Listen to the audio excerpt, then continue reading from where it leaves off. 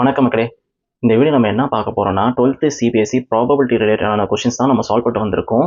So இந்த video வந்து பார்த்தீங்கன்னா 23வது கொஷின், அதுவும் உங்களுக்கு ஆர்டி சர்மாவில் எக்ஸசைஸ் 25.1ல் 5th கொஷின். ஸோ இந்த கொஷினை பார்க்குறதுக்கு முன்னாடி நம்ம சேனலை ஃபஸ்ட் டைம் பார்க்க வந்திருக்கீங்கன்னா மறக்காமல் சப்ஸ்கிரைப் பண்ணிட்டு பாருங்கள் மக்களே. ஏன்னா அடுத்தடுத்த வீடியோ போடும்போது உங்களுக்கு யூஸ்ஃபுல்லாக இருக்கும். சரிங்களா? இந்த கொஷினை போய் சால்வ் பண்ணலாமா? வாங்க போகலாம். இப்போ இந்த கொஷினில் என்ன கேட்டிருக்கான்னு முதல்ல படித்து அது என்ன சொல்ல வரான்னு நம்ம புரிஞ்சுக்கிட்டு தென் அதுக்கப்புறமா நம்ம சால்வ் பண்ணலாம். ஓகேங்களா? இப்போ இதுபடி பார்த்தீங்கன்னா ஃபர்ஸ்ட் என்ன சொல்லியிருக்காங்க, இப்போ இந்த இடத்துல கொஷின் என்ன கொடுத்துருக்கான்னு பார்க்கலாமா. எ டை இஸ் த்ரோன் 3 times அப்படின்னு சொல்லியிருக்கான். அப்போ டைக்கு எத்தனை ஃபேஸு?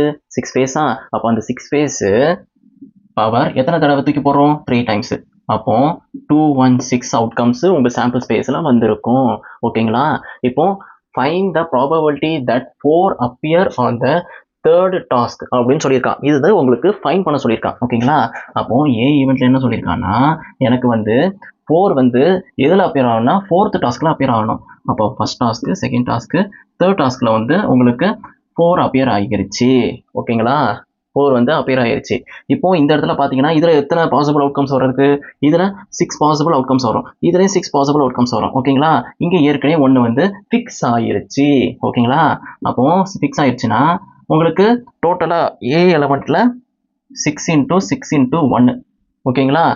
அப்போது உங்களோட ஏ ஈவெண்ட்டில் எத்தனை இருப்பான்னு பார்த்தீங்கன்னா ப்ராபபிலிட்டி ஆஃப் ஏ வந்து உங்களுக்கு 36/216ன்னு சொல்லிட்டு நம்ம எழுதிடலாம். Okay, next probability of B வந்து, அதாவது பி ஈவெண்ட் என்னன்னு சொல்லியிருக்கான்னு பார்ப்போமா. If it is given that 6 and 5 appear respectively on first 2 tasks அப்படின்னு சொல்லியிருக்கான். அப்போ 6ம் 5ம் ஃபர்ஸ்ட் 2 டாஸ்க்லேயே பிளேஸ் ஆகிட்டான். ஓகேங்களா?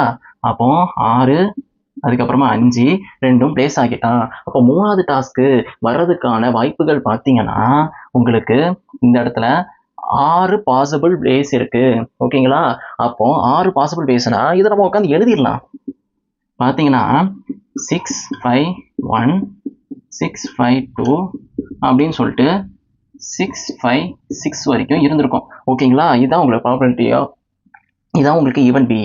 இப்போ ப்ராபபிலிட்டி ஆஃப் பி பார்த்தீங்கன்னா உங்களுக்கு 6/216. ஓகேங்களா? இப்போ நமக்கு என்ன பண்ண போகிறோம்? கண்டிஷன் ப்ராபபிலிட்டியை கண்டுபிடிக்க போகிறோம். சரிங்களா? இப்போ நம்ம எதை ஃபைண்டுன்னு சொல்லியிருக்காங்க? இந்த இடத்துல நான் ஃபைண்ட் வந்து ஏ தான் எடுத்திருக்கேன், ஏ ஈவெண்ட்டு. அப்போ ஏஇ பிஇ, அப்போ இது எப்படி எழுதலாம்? Condition probability of A intersection B, probability of பின்னு சொல்லி எழுதுவோம். இப்போ ப்ராபபிலிட்டி ஆஃப் ஏ இன்டர்செக்ஷன் பின்னு பார்த்தீங்கன்னா முதல்ல ப்ராபபிலிட்டி ஆஃப் பியை வந்து என்னன்னு சொல்லி எழுதிடலாம். ப்ராபபிலிட்டி ஆஃப் பி வந்து 6/216ன்னு சொல்லிட்டு நீங்கள் எழுதிடுவீங்க. ஓகேவா?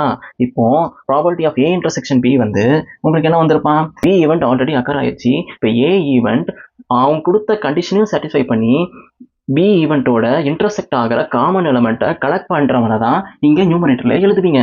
சரிங்களா? அப்போ அதுபடி பார்த்தீங்கன்னா பி ஈவெண்ட்ல இவன் தான் இருக்கான். இதில் ஒரு சின்ன குறைவித்து தான், இங்கே நமக்கு தேர்டு டாஸ்கில் தான் உங்களுக்கு 4 பிளேஸ் ஆயிருக்கு. இந்த இடத்துல கண்டிப்பாக 4 வந்து கண்டிப்பாக உயரும். இங்கே 6 5 4ன்னு சொல்லிட்டு ஒரு எலமெண்ட் கண்டிப்பாக ப்ரெசென்ட் ஆகிருக்கும். ஸோ அவன் மட்டும்தான் உங்களுக்கு இன்டர்செக்ட் ஆகுவான். ஓகேங்களா? அவன் மட்டும்தான் வாய்ப்புகள் இருக்குது. ஸோ 1/216. சரிங்களா? இப்போ இதை நம்ம தெரிஞ்சனால 1/6 தான் உங்களோட ரிக்வயர் ப்ராபபிலிட்டி. ஓகேவா? இந்த கொஸ்டின் உங்களுக்கு தெளிவாக புரிஞ்சிங்களா? ஒரு தடவை பார்த்துக்கோங்க, உங்களுக்கு புரிஞ்சிருக்குன்னு நினைக்கிறேன். அப்படி புரியாதவங்க கமெண்ட் பண்ணுங்க மக்களே, புரிஞ்சவங்க எனக்கு லைக் பண்ணுங்க மக்களே. ஓகேங்களா? ஏன்னா புரிஞ்சவங்கலாம் எத்தனை பேர் இருக்குன்னு தெரிஞ்சுக்கணும்ல. ஏன்னா அடுத்தடுத்து நான் வீடியோ போடும்போது நான் அதை கொஞ்சம் மாற்றிப்பேன். என்னென்ன மாற்றணும்னு நீங்கள் சொல்கிறீங்களோ அதை நான் மாற்றிக்கிறேன். சரிங்களா? ஓகேவா? சரி, நெக்ஸ்ட் வீடியோவில் சந்திப்போம்.